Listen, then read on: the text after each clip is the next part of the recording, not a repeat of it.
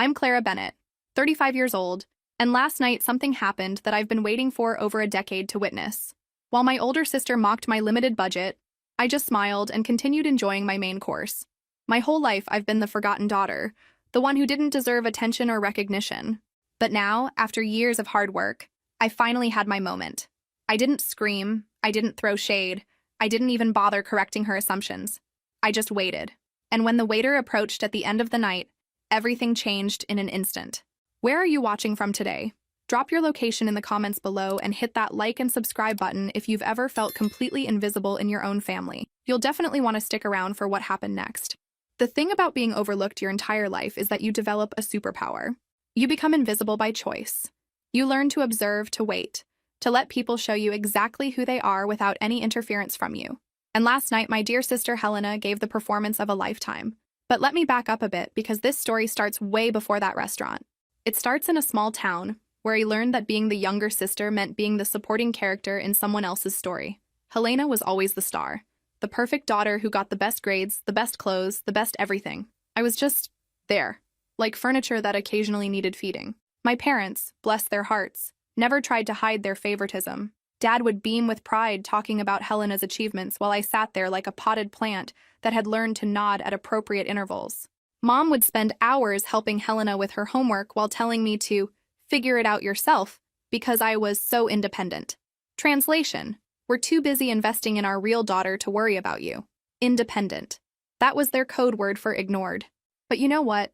Sometimes the best revenge isn't a dish served cold.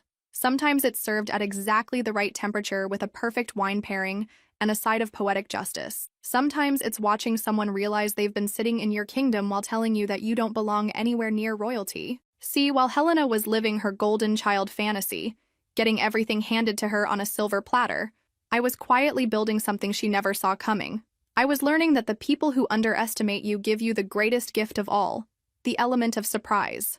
Every dismissive comment, every time they forgot to include me, every moment they made me feel small, I was taking notes. Mental notes that would serve me well later. The irony is beautiful when you think about it. They spent so much time telling me I wasn't good enough that they never bothered to actually look at what I was becoming. While they were busy celebrating Helena's predictable path through corporate America, I was creating something they couldn't even comprehend. Something that would eventually make their jaws drop and their assumptions crumble. And last night, after 35 years of being treated like the family disappointment, I finally got to use that gift. The look on Helena's face when she realized who I really was, priceless. Absolutely priceless. It was like watching someone realize they'd been insulting royalty while sitting in the royal palace. But I'm getting ahead of myself again.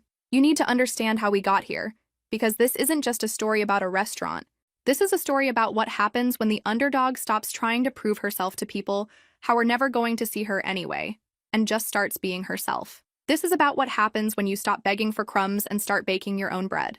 This is about the sweet, sweet taste of success that comes not from revenge, but from becoming everything they said you'd never be. So buckle up, because this journey has more twists than a pretzel factory, and every single moment was worth the wait. Growing up in the shadow of my older sister Helena was like living in permanent eclipse. She was the perfect firstborn, the golden child who always got the best of everything our family had to offer. While Helena received expensive gifts, elaborate parties, and financial support for all her dreams, I lived off the scraps, hand-me-down clothes, rushed birthday wishes, and complete silence about my own aspirations. The difference in treatment was so obvious that even family friends would comment, "Don't you think Clara deserves a turn?"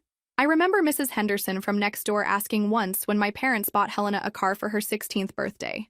My mother just laughed it off. Clara understands she needs to wait her turn, but my turn never came. It was like being in a queue for a ride that had been permanently closed, but nobody bothered to tell you.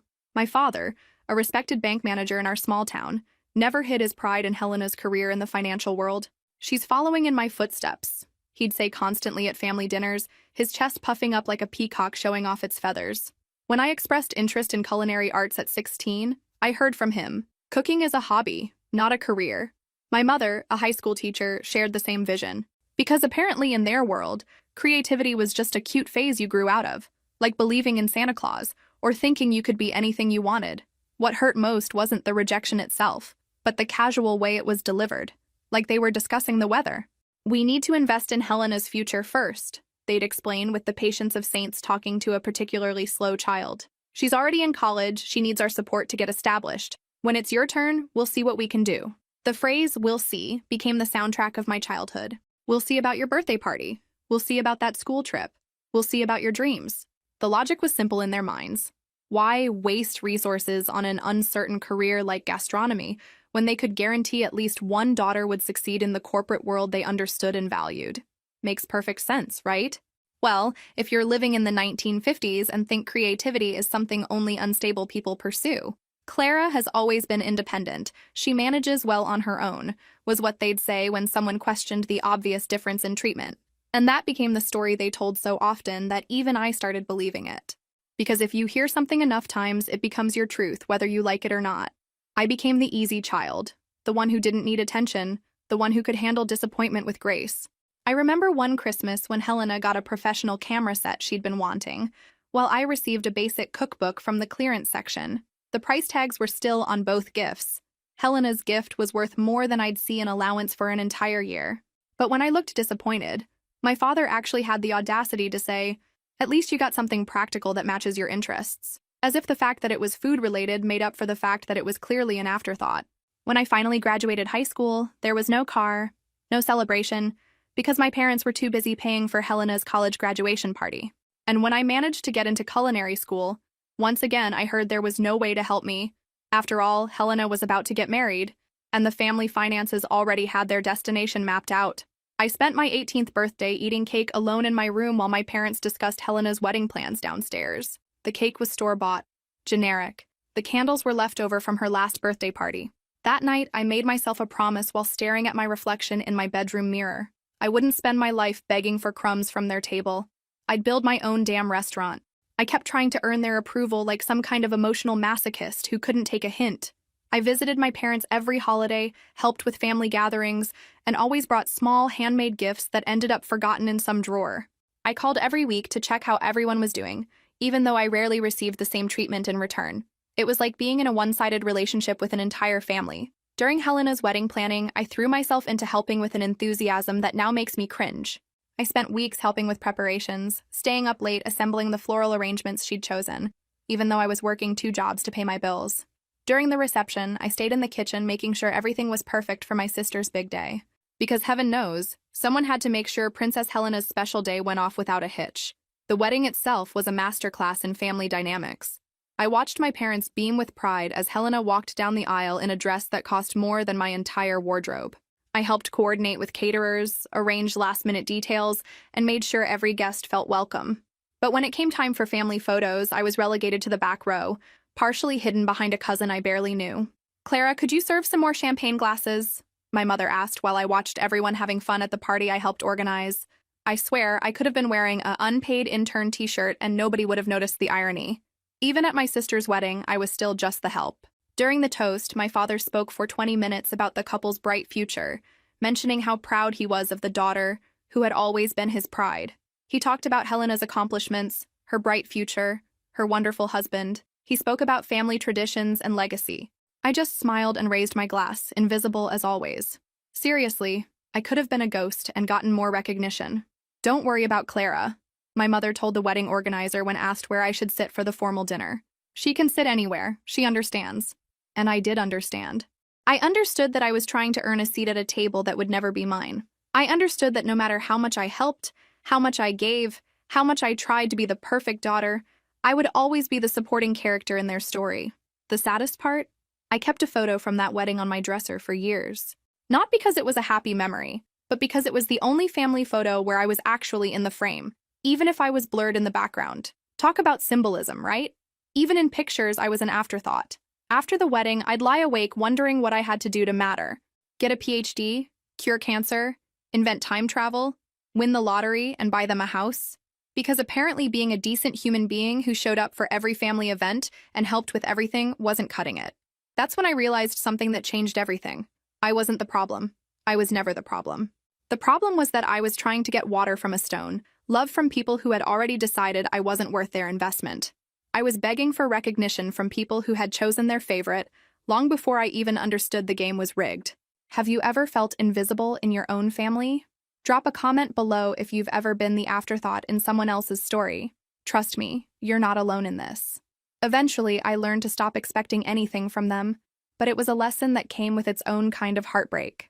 During those years between high school and leaving home, I took every culinary course I could afford at the local community college, working part-time jobs to pay for them while my parents focused entirely on Helena's career trajectory.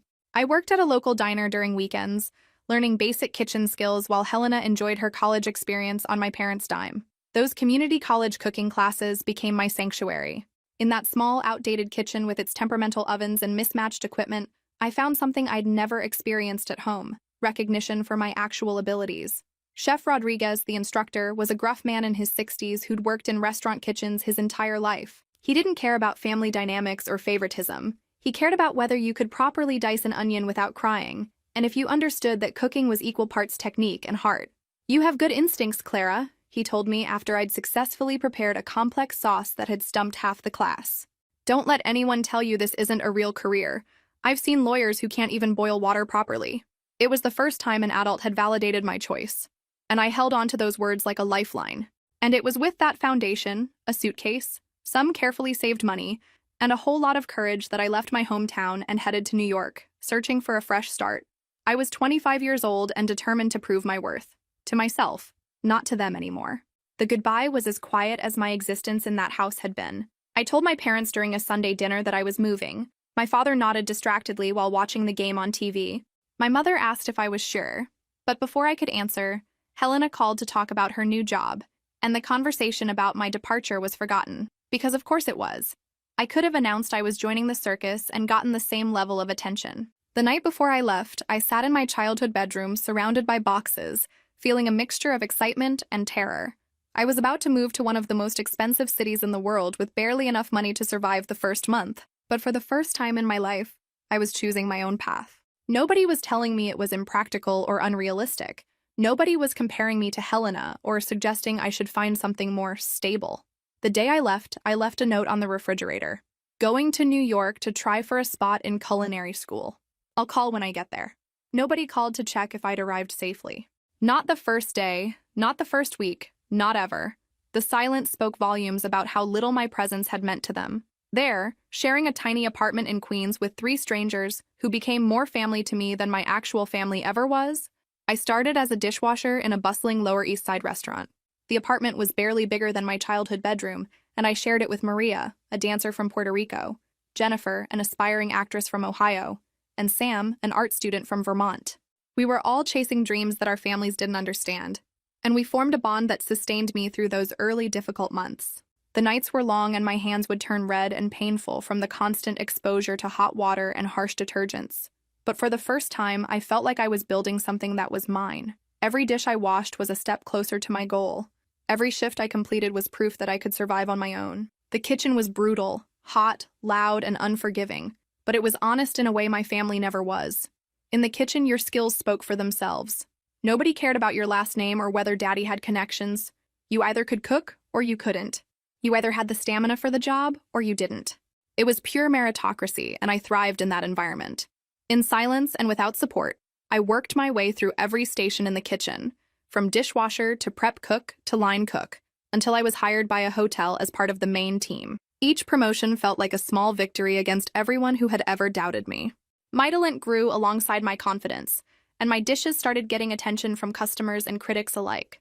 The journey wasn't easy. There were nights when I'd come home to my shared apartment with burns on my arms and cuts on my fingers, wondering if I'd made a terrible mistake. The kitchen culture was tough, especially for women. I had to prove myself twice as hard as my male colleagues, and I had to do it while earning barely enough to cover rent and ramen noodles.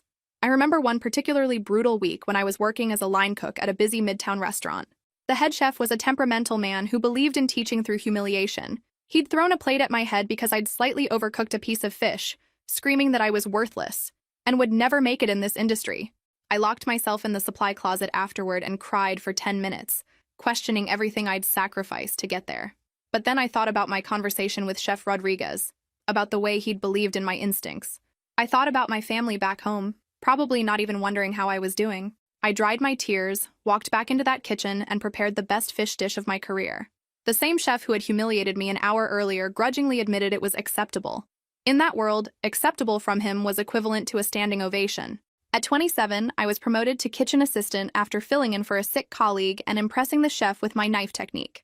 At 29, I was already a line cook, responsible for the cold station. Each step was small but firm, built on hard work and determination, not family connections or inherited opportunities. When I became the hotel restaurant's chef, my life finally tasted like victory. It was at that hotel that I met Chef Marcus, an industry veteran who recognized something in me that I didn't even see clearly myself. He wasn't just my boss. He was a mentor who taught me as much about cooking as he did about confidence and leadership. Marcus was everything I'd hoped to find in the culinary world: talented, demanding, but fair. He had trained in Paris under some of the most demanding chefs in the world, and he brought that discipline to our kitchen. But unlike the tyrant I'd worked under before, Marcus believed in building people up rather than tearing them down. "You have something that can't be taught, Clara," he told me one night after service while tasting a new dessert I'd created. "You tell stories through food. That's rare." Coming from a man who'd worked alongside James Beard winners and Michelin-starred chefs, those words meant everything to me. Marcus encouraged me to experiment, to take risks, to find my own culinary voice. He didn't do the work for me, never offered shortcuts or special favors, but he gave me something far more valuable: genuine recognition of my talent and the space to develop it. Under his guidance, I started developing the signature style that would later define my own restaurant. "Your sauce is perfect. I've never tasted anything like it," commented an influential food critic who visited the restaurant. That positive review was published in Food and Wine magazine, and suddenly people wanted to meet Chef Clara. For the first time in my life, strangers were more interested in my story than my own family had ever been. But at home, I was still just the younger daughter who works at a restaurant. The disconnect was almost comical. I was getting written up in major publications, while my mother still asked when I was going to get a real job. The irony would have been funny if it weren't so painful. During a quick visit to my hometown, I brought some pastries I'd created especially for the occasion. My father tasted them absent-mindedly and said, "Very good. You always had a knack for cooking. Too bad you didn't follow a real career like your sister." I literally bit my tongue to keep from laughing. A real career. Right. Because apparently feeding people's souls wasn't as real as shuffling their money around. That night, I cried silently in my old room that now served as storage for things nobody wanted. But the next morning, I returned to New York with renewed determination. If my family couldn't see my value, the world would. My social media presence was simple: photos of beautifully plated dishes and my rescued pets. No selfies, no success declarations. I never bragged about my progress. Maybe because part of me was still seeking approval in all the wrong ways. Or maybe because I'd learned that truly confident people don't need to announce their confidence every 5 minutes. The thing about growing up invisible is that you learn to let your work speak for itself. While Helena was constantly posting about her promotions and achievements, I was quietly documenting my culinary journey. My Instagram followers were fellow chefs, food lovers, and industry professionals who appreciated artistry over self-promotion. It was a small but engaged community that actually understood what they were looking at. I had rescued 2 cats from the streets of New York, Shadow and Whiskers, who became my roommates when I finally moved into my own studio apartment after getting financially established. They were my family now, greeting me after long shifts with purrs instead of criticism. Shadow, a black cat with one white paw, had been found injured in an alley behind the restaurant.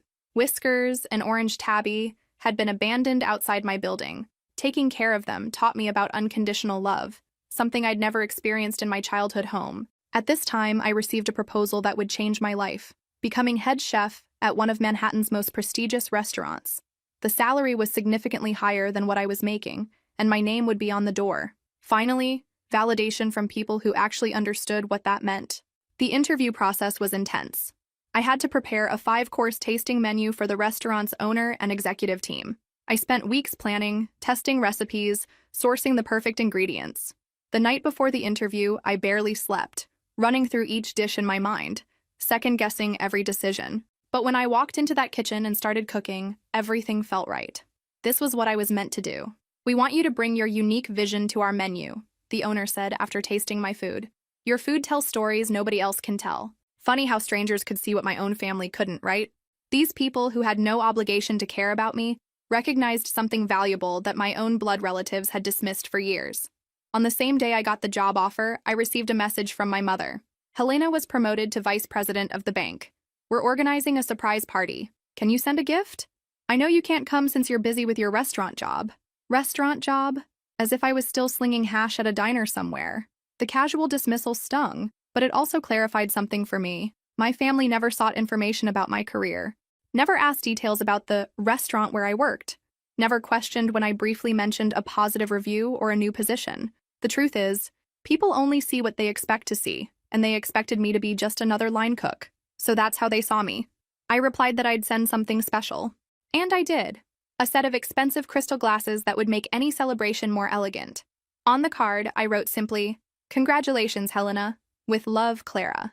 I chose those glasses carefully, knowing they'd photograph well for Helena's inevitable social media posts about her perfect life. Nobody thanked me for the gift, but a few weeks later I saw a photo on Facebook from my mother, Helena holding the glasses in a toast with the caption, "Using the beautiful gift from my sister who unfortunately couldn't be here." No name, no recognition, no status. In their imagination, I was just the daughter who couldn't succeed like her sister. Little did they know, I was about to become everything they thought I'd never be. The irony wasn't lost on me. I was buying gifts with money earned from a career they didn't think existed, celebrating achievements they'd never acknowledge. But hey, at least the champagne looked good in those glasses. And somewhere deep down, I knew that someday, the truth would come out. I just had to be patient. The biggest turnaround came when I opened my own restaurant, modern and sophisticated, which quickly became a reference point in the city. Still, I maintained my low profile. I didn't hide what I did, I just wasn't being noticed by the people who should have mattered most.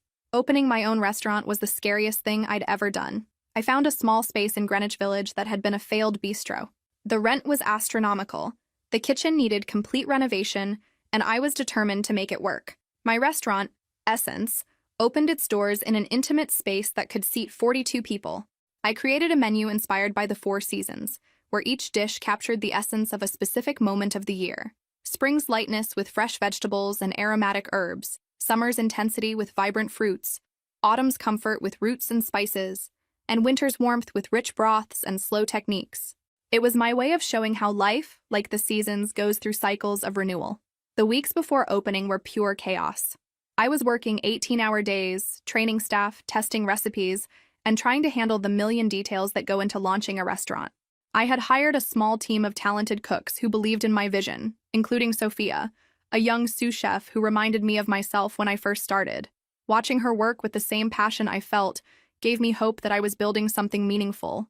Opening night was terrifying. I stood in the kitchen watching the first customers walk through the door, wondering if anyone would actually come. But they did come, and they stayed, and they loved the food. By the end of the first month, we were booking reservations 2 weeks in advance.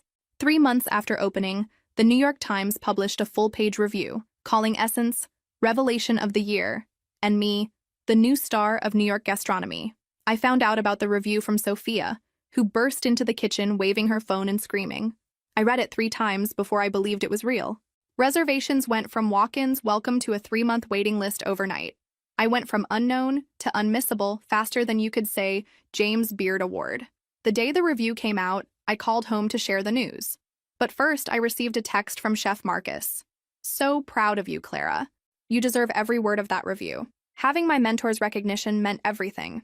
In a routine call home, I tried once more to share my achievement with my family. "Mom, I have news about work." "Honey, can I call you back? Helena is here showing photos of the new beach house they bought. You won't believe the size of the porch." After that day, I stopped trying. Not out of anger or resentment, but because I finally understood. My success didn't need their validation to be real.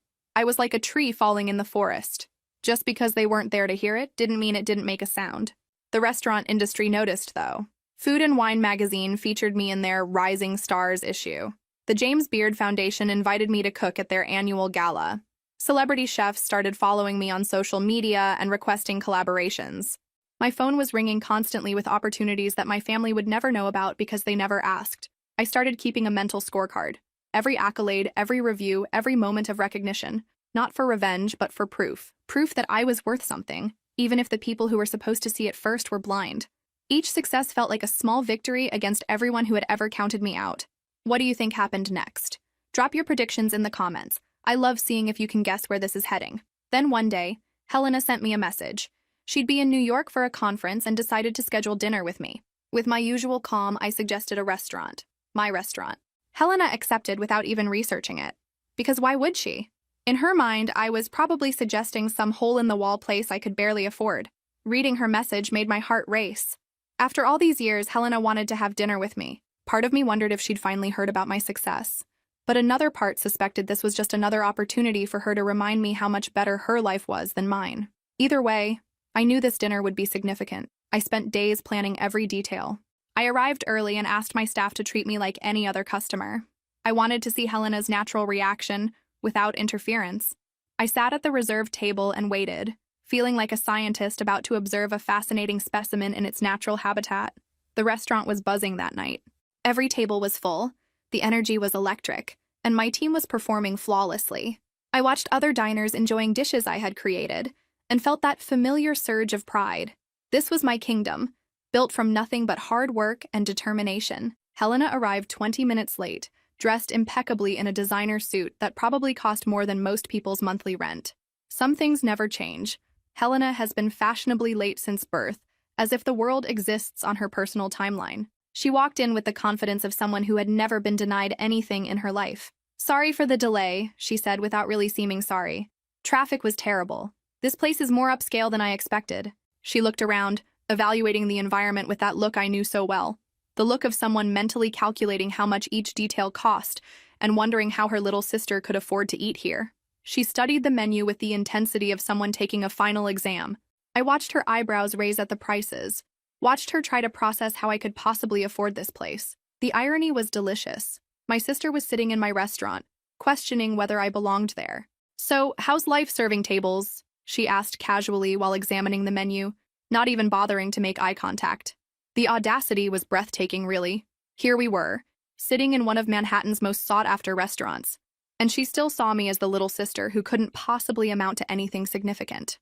"Actually, I haven't served tables in years," I replied calmly.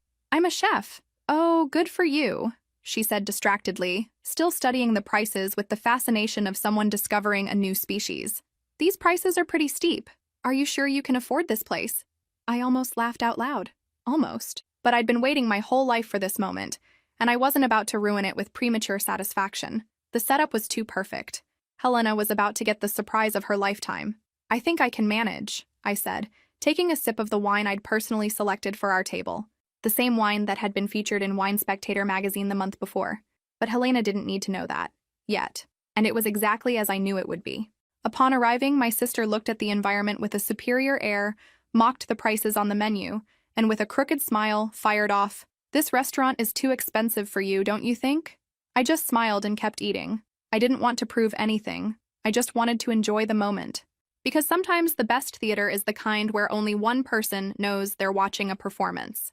The evening unfolded like a masterpiece of dramatic irony. Every dish that arrived at our table was a creation of mine.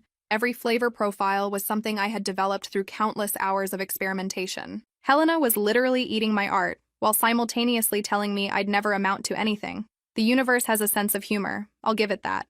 During dinner, Helena talked about herself, business, friends, shoes.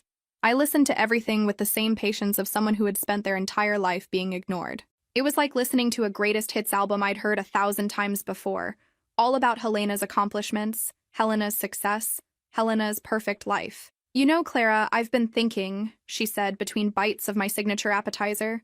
"Mom said you're doing well, but honestly, you're already 35. Don't you think it's time to have a real career? I can recommend you for an administrative job at the bank. It doesn't pay much, but it's a start." The condescension was so thick you could cut it with one of my professional-grade knives. Each dish that arrived at our table was a work of art. The servers served with reverence, explaining each element with precision. Helena barely listened, focused on her monologue about her perfect life. It was like watching someone miss a sunset because they were too busy taking selfies. "This presentation is incredible," she commented while photographing her main course for Instagram. "Whoever designed this menu is brilliant. The flavors are so complex, so sophisticated. I've never experienced anything like this." Those words hit different when you know they're talking about your own creation. It was like being complimented by someone wearing a disguise. I smiled internally, feeling a small wave of satisfaction hearing those sincere words. The same hands she thought were only good for serving tables had created every single bite she was raving about. The same creativity she'd dismissed as impractical was the foundation of every dish she was photographing for her social media. "This chef must be a genius," she commented absent-mindedly after tasting the dessert. "I've never eaten anything like this. The technique is flawless. The flavor combinations are inspired. This person is a true artist." I had to bite my lip to keep from smiling too widely. The entire evening was surreal. Here was my sister, completely oblivious to the fact that she was sitting in my restaurant, eating my food, being served by my staff, while simultaneously telling me I needed to get my life together. The irony was so perfect it felt scripted, but the best part was still coming. The moment I'd been building toward for years was just minutes away. I could see the waiter approaching with the check, and I knew everything was about to change. For those who are still watching, have you ever been underestimated by someone close to you? Let me know in the comments. And trust me, you won't want to miss what happens next. When Helena asked for the check, already assuming I couldn't pay, the waiter approached and quite naturally said, "Don't worry about it. The owner already took care of everything, as always." Helena frowned. "The owner? What owner?" The waiter smiled and pointed to me. "Chef Clara, owner of Essence." Her fork hit the floor. Literally. The sound echoed across our table while Helena stared at me, her mouth opening and closing like a fish out of water. Her face went through a series of emotions in seconds: confusion, disbelief, surprise, and finally, stunned comprehension. The moment stretched between us like a taut string about to snap. I watched my sister's world reorganize itself in real time. Every assumption she'd ever made about me, every dismissive comment, every time she'd treated me like the family failure, it all came crashing down in that instant. You own this place?" she asked when she finally recovered her voice, her tone mixing incredulity with something approaching respect. For the first time in my life, I saw Helena look at me like I was an actual person, instead of a piece of furniture that occasionally spoke. "Yes," I replied simply. "For almost 2 years now." Helena looked around the restaurant with new eyes, taking in the elegant decor, the attentive staff, the sophisticated clientele. She was seeing it all for the first time, not as a customer, but as someone discovering they'd been sitting in their sister's empire while treating her like a peasant. But I heard some people talking about how hard it is to get reservations here when I was walking in tonight. They say it has a months-long waiting list. The pieces were clicking together in her head like a slot machine hitting jackpot. When I called, they said they were completely booked, but then they called me back and said they'd found a cancellation. 3 months, actually, I confirmed. But family always gets priority. I said it with the same casual tone she'd used to dismiss my entire existence for 3 decades. The role reversal was delicious. Helena looked genuinely stunned, like someone had just told her that gravity worked backwards or that the sky was actually green. "Why didn't you ever tell us?" With a gentle smile, I replied, "I did, several times. I said I had opened my own restaurant. I mentioned reviews, interviews, but nobody asked for details." The truth landed between us like a brick through a window, shattering years of assumptions. It wasn't a secret. There just wasn't anyone who wanted to listen. For years, I'd been speaking and they'd been hearing background noise. Every phone call where I mentioned my work, every time I tried to share my achievements, every moment I attempted to connect, they'd all fallen on deaf ears because my family had already decided who I was and what I was capable of. I need to call Mom," Helena said, still in shock, fumbling for her phone with trembling hands. "Please, feel free," I replied. "But first, would you like me to show you the kitchen? The kitchen where the magic happened. The kingdom they never knew I ruled. You seem to really enjoy the food tonight. I'd love to show you where it all comes together." After that dinner, family dynamics began to change. Helena told my parents about the restaurant, and suddenly, everyone wanted to know more about my life. My father, especially, started calling me frequently, asking questions about how business was going. Funny how success makes people suddenly develop hearing problems. They can finally hear you. The shift was immediate and surreal.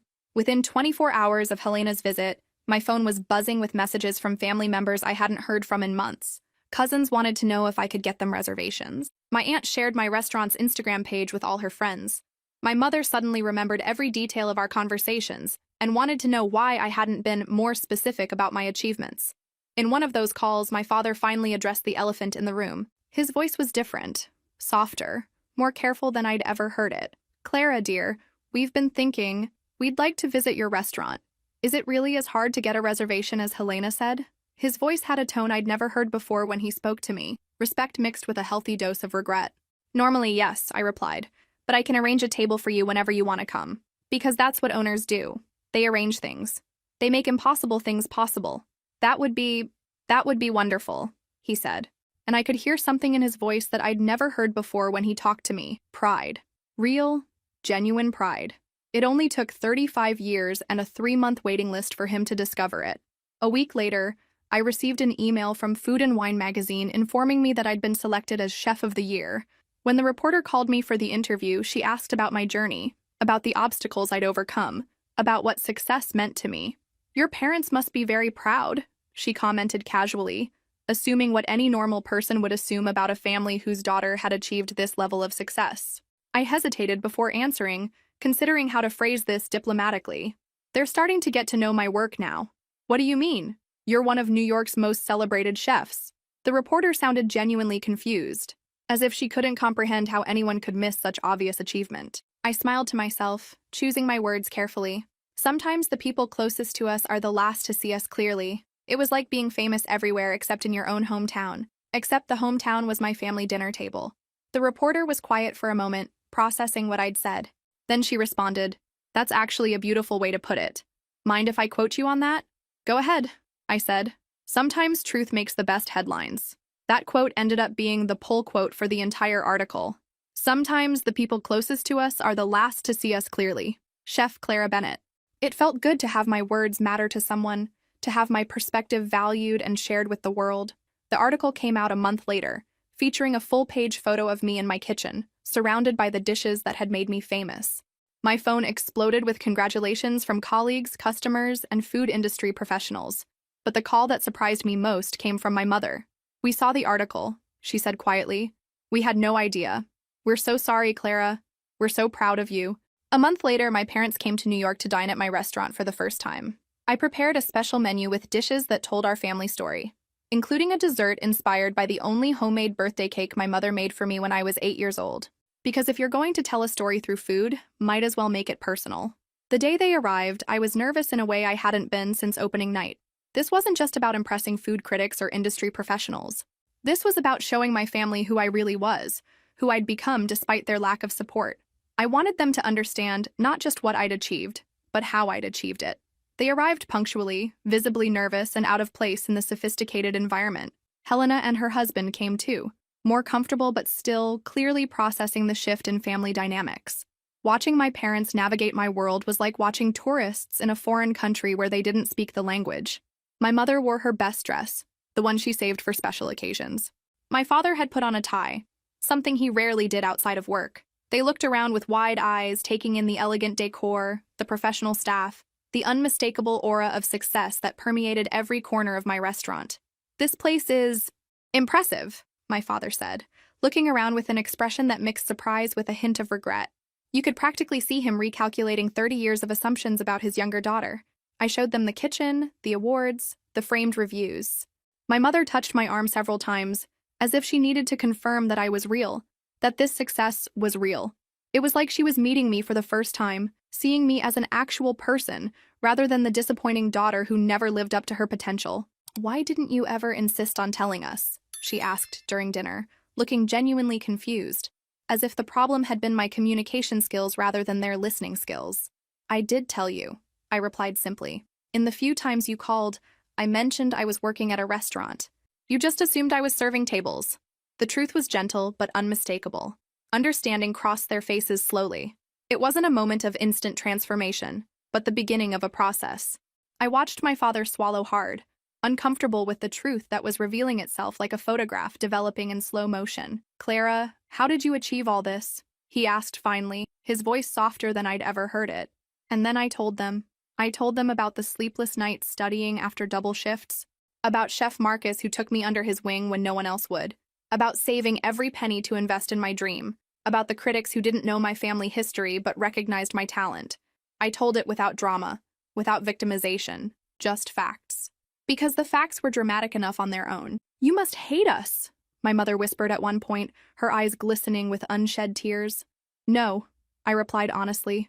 "I learned a lot from you. I learned that nobody will fight for me if I don't fight first. I learned that my worth doesn't depend on anyone's validation, and I meant it. Their neglect had been the best teacher I never wanted." During dessert, I noticed my father had barely touched his food. His eyes were watery, something I'd never seen before. "I think we owe you an apology, Clara," he said finally, his voice choked. "We always assumed that." "It's okay," I interrupted gently. "What matters is that we're here now. Because holding grudges is like carrying rocks in your backpack. It only weighs you down. Helena smiled at me with a mix of admiration and newfound understanding. Your restaurant is incredible, Clara. And you're incredible for achieving all this. I didn't do it alone, I replied, raising my glass. I had excellent mentors along the way who believed in me when I needed it most. I thought of Chef Marcus, who had called the night before to congratulate me on the food and wine article. In the following months, our relationship began to change gradually. It wasn't a magical transformation. Years of patterns don't change overnight. But there was new respect, a new willingness to listen, to see who I really was. Progress, not perfection. During a later visit, my 8-year-old niece came to visit me in the restaurant kitchen and asked, "Aunt Clara, how do you know how to make such delicious food?" I looked at Helena, who smiled at me with a new look of admiration, and replied to the little one, "You know when you draw something and feel really proud? Food is my drawing. I practice every day, even when it's difficult, and each day it gets better and better." And I realized I had achieved something much more valuable than recognition or revenge. I had managed to grow without becoming bitter, to build without destroying, and finally, I had begun to earn something money can't buy, a family that was learning to see me. So, my beautiful viewers, that's the end of my story.